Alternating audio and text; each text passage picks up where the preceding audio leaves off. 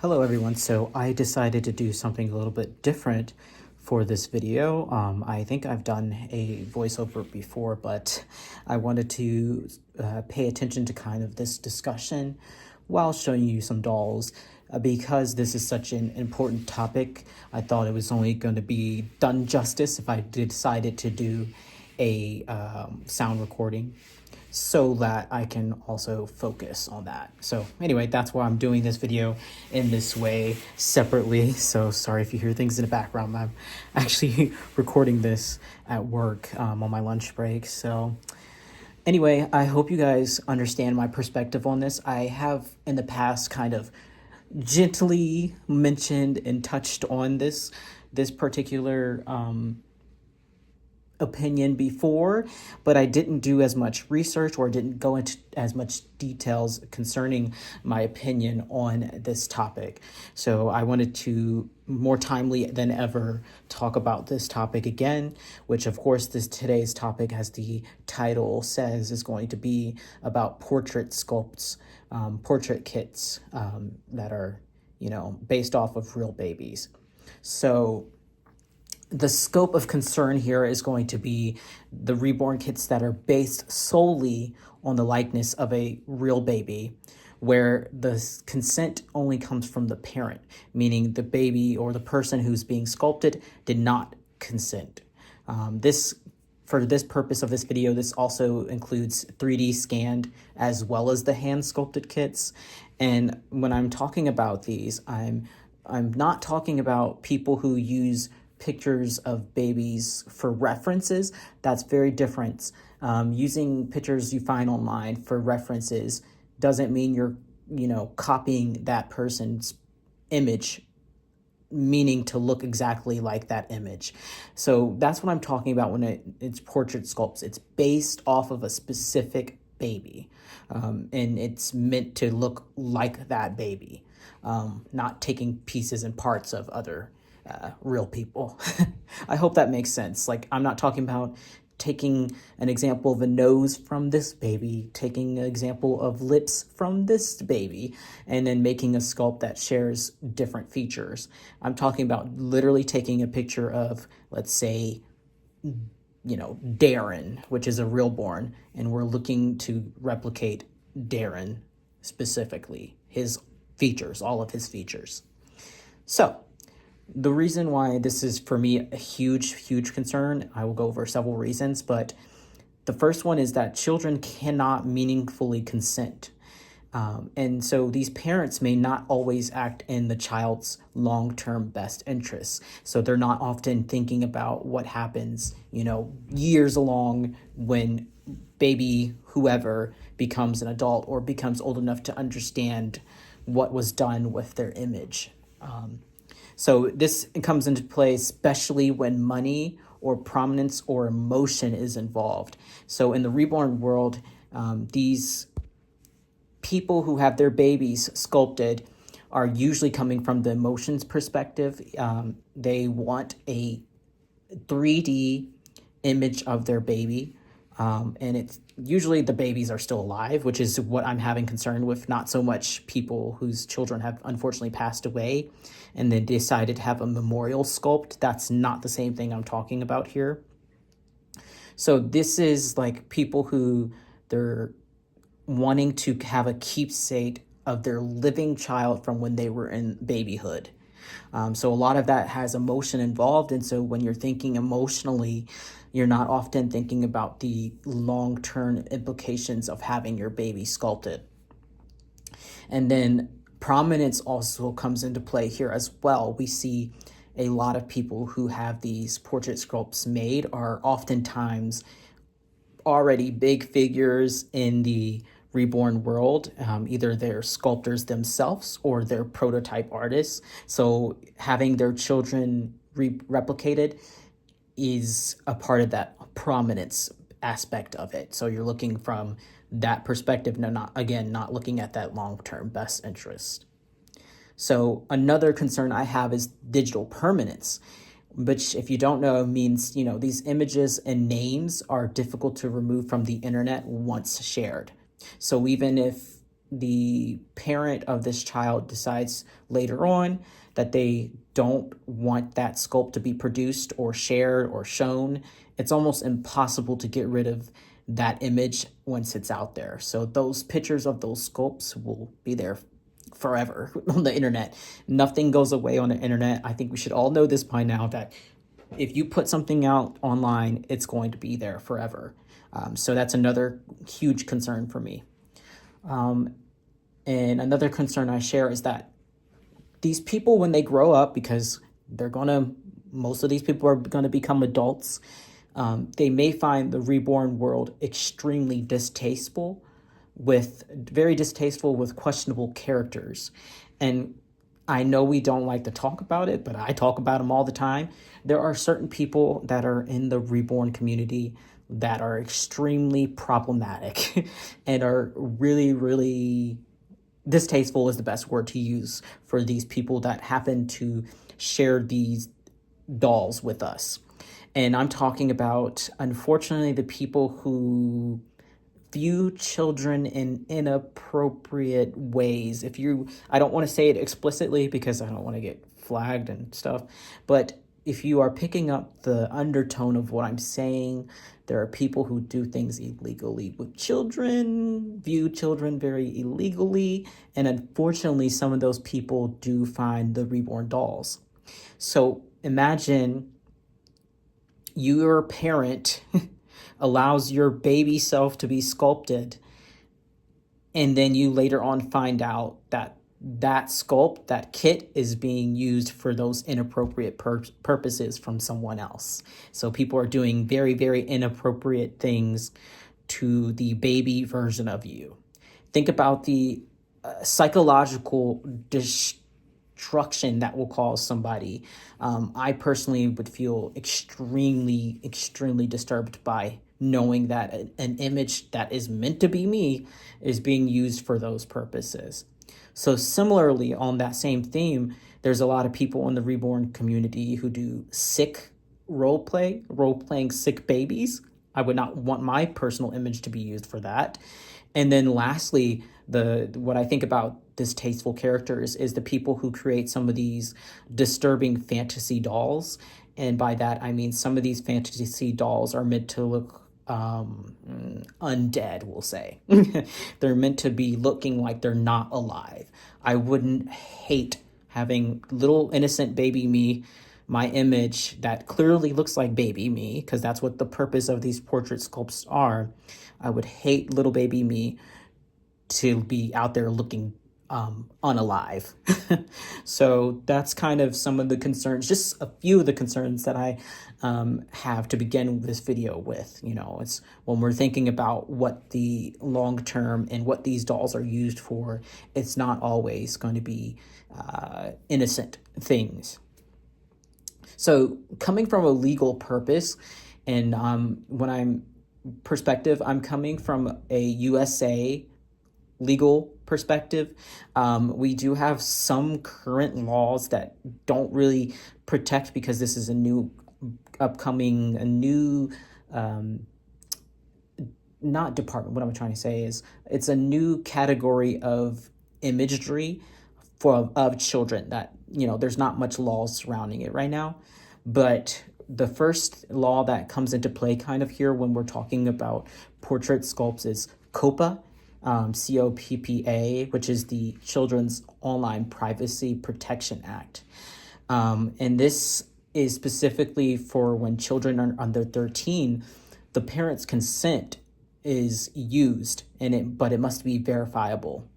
And this applies to online sharing, which in the case of portrait sculpts is very prevalent. So while what these sculptors are doing is legal, as long as they have parent consent, legality doesn't necessarily mean that what we're doing is right. Just because something is legal doesn't mean it's moral. And I think that's what the big thing that a lot of people are missing, and why people got upset with me when I said I was going to be talking about this in detail, is that, well, everyone does it. All these sculptors make portrait sculpts. It's been done for decades. Traditionally, it's what people do. But tradition is not always good. So, with COPA, there's some things that aren't explicit when it comes to reborn sculpts. Meaning, for example, what if the parentage and or custody is questionable? What if there's pending custody? What if a parent is in the process of getting divorced to the other parent and custody's up in the air, and then they consent to their baby being produced? So there's many questions there. What, do we need both parents' consents in the case of parents that are already split? There's been, unfortunately, real cases where divorced or divorcing parents don't agree with how their child is going to be shared publicly, and that of course includes reborn sculpts. These portrait sculpts are their images and like very clearly them. So should we be going based off of one parent's consent? That did happen, and it didn't go well. You can't just have, unfortunately, one of the parents say, yes, I want my child to be mass produced as a reborn sculpt. So there's a lot of, when it comes to COPA, when it comes to what we mean by parent consent, verifiable parent consent, there's just simply not a lot in the law right now when it comes to these 3D images of their babies. And so, just because we are in this gray area doesn't mean it's right. Because I know personally, if I was in a relationship or even if I was divorced, I wouldn't want my significant other or my ex to go against me in such a serious way as consenting to having your baby's image mass produced. I'm talking about these sculpts there's thousands of copies of your the image of your child in these cases, with a lot of these. So, you know what I mean? It's something not as simple as, do I want to share my child on my personal Facebook, where you'd have to be friends with me to see those pictures. It's not the same at all. So, what if then, saying the same theme about custody, what if this custody is later revoked and they're the ones who consented to their child being sculpted? We have lots of questions there when it becomes to what it means to consent as a parent. Additionally, with the legality of it, again, coming from the U.S. perspective, there's something called right to publicity, which does give individuals the control over the commercial use of their image. Unfortunately, right now, children simply don't really have that right. And it's really questionable to me that they don't have any kind of right there at all, for the reasons I mentioned earlier with my concerns. So right now, all I've been talking about is mostly them in their, as they are now, as they are babies now, what their rights are. But now we have to imagine that a lot of these people, like I said earlier, are going to become adults, or they are already adults, because some of these portrait sculpts came from people who were born in the early 2000s, late 90s. So most of us are, adults at this point. I mean, I was born in 99, for example, and I'm absolutely adult. So it's possible that we're going to see more and more of these cases and come up where people who are now adults were sculpted as babies and are not happy about it. So what comes into play here from the legal perspective is that if their likelihood is clearly identifiable, meaning you can tell that's baby them, and there's an ongoing commercial production, they can go to the court and say they had a misappropriation of their likeness, depending on what their specific claims are about that reborn sculpt. So this is something to be aware of if you're a sculptor and you're making these dolls. You have to be aware that they do have some rights when they become adults, that they can come back and say something to you about this, especially because they can also claim another thing called the invasion of privacy. So like I mentioned earlier, some of these dolls are being used very offensively, and so that now adult person can say, "This is an invasion of my privacy. My image is being used in a way that is not appropriate." Then, on the legal perspective of the monetary means, they can also claim an unjust enrichment, which means the company that is producing these sculpts is profiting, but the person who the sculpt is based off of is not. So they can say, they can go to the court and claim essentially monetary damages, saying that I should be getting paid because you're making money off of literally my image. It was meant to be me. The name is me. The picture is me. You're making money off of me, but I'm not. So they can absolutely, on the perspective of when they're adult, they can go to the court and claim damages.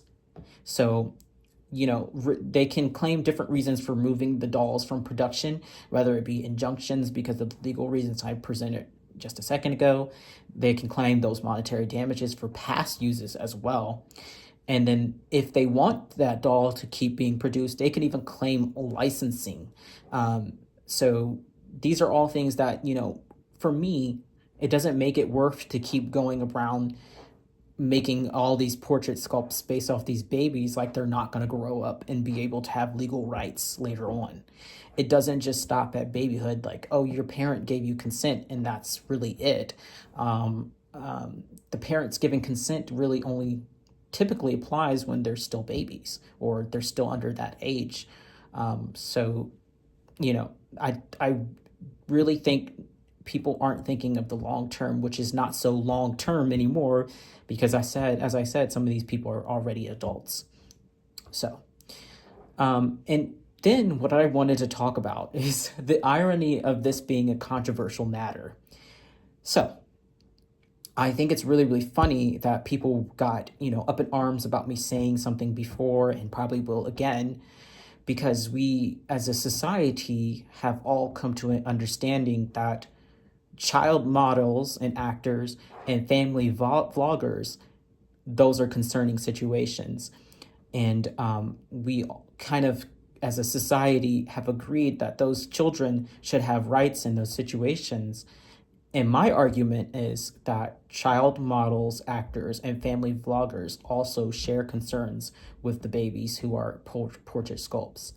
So they also share the concerns of likeness, their likeness being used for profit, labor laws, and consent. So all of these categories of using children for whatever means, whatever the reason behind using that child's image, they all share those concerns. So why is it that we are upset about the child models and actors and the family vloggers, but not these portrait sculpts? It's really, really ironic, almost cognitive dissonance to say that they're not one and the same. They're not kind of the similar situation. I think we just have gotten so used to them, and they're such a core part of the Reborn community that it's hard to say, well, maybe there is something wrong with what we're doing here.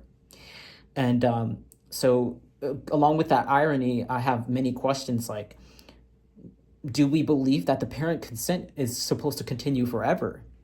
What about the money? Like I said, these big companies that are producing these kits are making money off of the likeness. That's literally the whole point, right? Exposure, the names and the backstories behind these sculpts are usually shared. Like, I'm not going to, of course, name any sculptors in this because pretty much most sculptors do this, but they often share the pictures that they're basing their sculpts after. They share the real names of the babies a lot of the time. And if they're a well-known child of a well-known person, we know the child's full name. So, you know what I mean? These backstories, names, their parents are very commonly shared.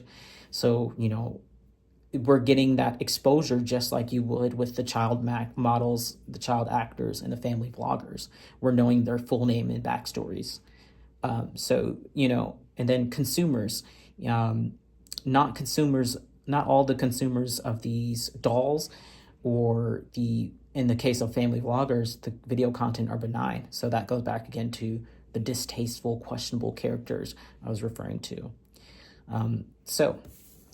And then I did want to leave off, I'm not just bringing this issue to bring this issue up. I do see there are solutions. There are a way to go forward without sacrificing creativity, without sacrificing realism. There are ways to go forward. And we can still have portrait sculpts, but we got to look at the ethical implications. That's my whole point. So the first solution that I thought of was that we can have adult collectors or participants in the reborn world use their photos for portraits. Young adults now have well-documented high-quality babyhoods, meaning they have lots of childhood pictures that we could be using as a reference with these adults having consented to them. This will also, increase the potential diversity for reborn sculpts, because we wouldn't rely so much on family connections for consent. Like, it wouldn't be the same set of parents consenting for all their children to be sculpted. So, we would have more diversity just by function of that. And then hybrid, using features from several real babies for reference, or changing the features on a sculpt to make it a less direct copy of that real baby.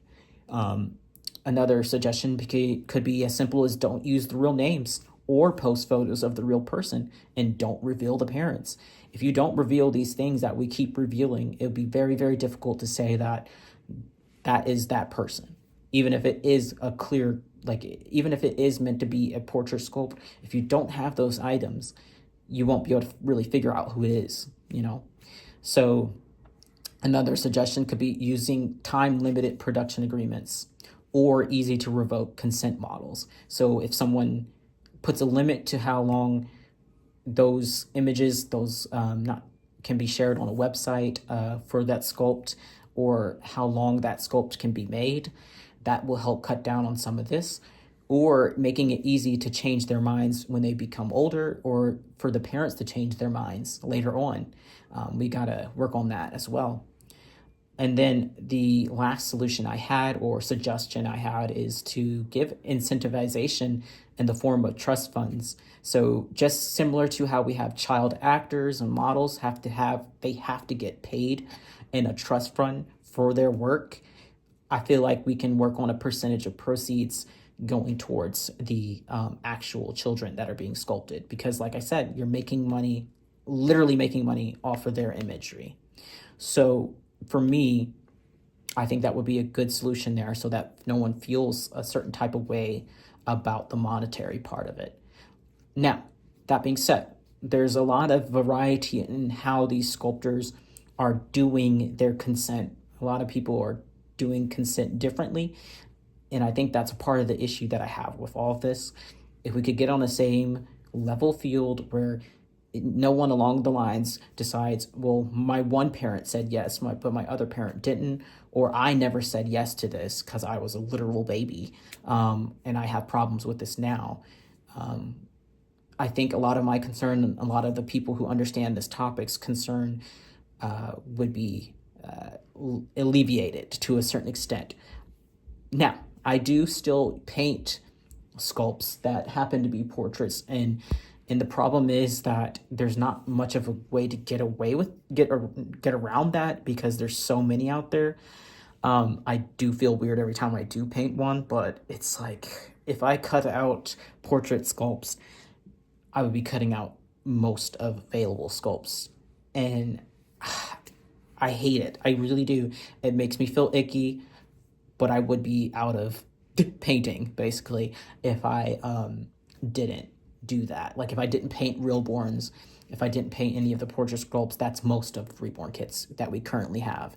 So I acknowledge that it's really funny that I'm saying this, but I do paint those. I wish I didn't have to, is what I'll leave that as. I wish I didn't have to paint these sculpts. I wish there was other options.